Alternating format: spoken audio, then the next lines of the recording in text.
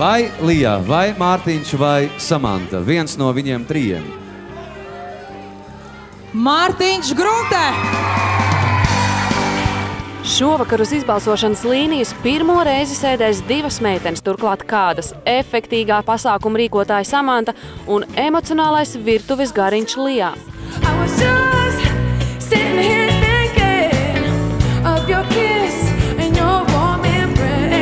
Pateikšu godīgi, ka mēģinājumos bija labāk, stipri labāk.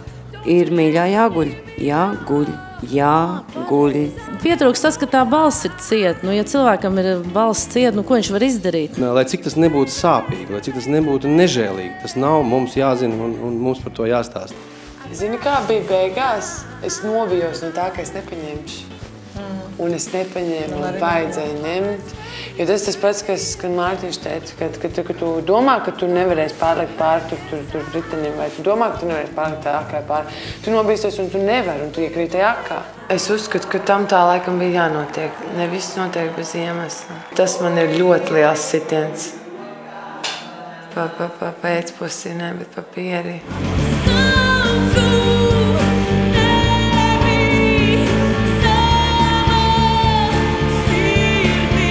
Emocionāli tiešām bija ļoti pārliecinoši.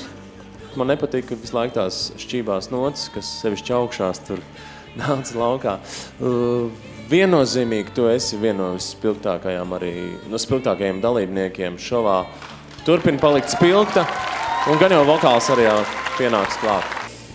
Es sēžot šeit visu laiku tā sarāvos tā, nav tīri, pa daudz, ja, bet tu jau to pati zini. Tu īsti ar emociju netiki galā, jo tu viņu ielaidi pārāk personiski. Diapazons bija ok, bet vienkārši man nozaļās tā balss un bija grūti tās apakš. Tad es pēkšņi kaut ko vispār savā skatuves pieredzē, vispār cik es esmu dziedājusi. Pēkšņi man sākās kaut kāda ekstra mega kaut kāda mikrofona tehnika, kreisā, vispār kaut kāda. Es nezinu, kur es to mikrofonu bāzi.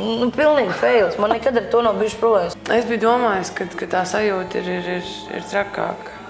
Protams, tur tā neērta, tur tā jūties, viss skatās tā žēlām acīm un tā. Man nepatīk, ka man žēlo. Un gribās, lai ātrāk pienāk tie 9, lai es ātrāk vismaz zinu, kas un kā. Es iekšēji jūtos ļoti mierīgi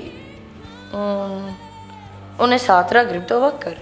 Es gribu tur sēdēt, es gribu iziet tur uz tās skatuves, es gribu parādīt, kad man šeit ir jāpaliek, kad Okarts akadēmija bez manis vairs nebūs Okarts akadēmija, pilnvērtīga. Es pat nezinu, kāpēc man ir tāds. Esmu diezgan optimistiski noskaņot. Nē, esmu sagrauta nekādā gadījumā, mīļie. Kā tev šķiet, kurai šodien būs jāaiziet, tev vai Samantai? Es godvārds nezinu. Okartas akadēmijas 4. izbalsošana šovakar uzreiz pēc raidījuma Degpunktā.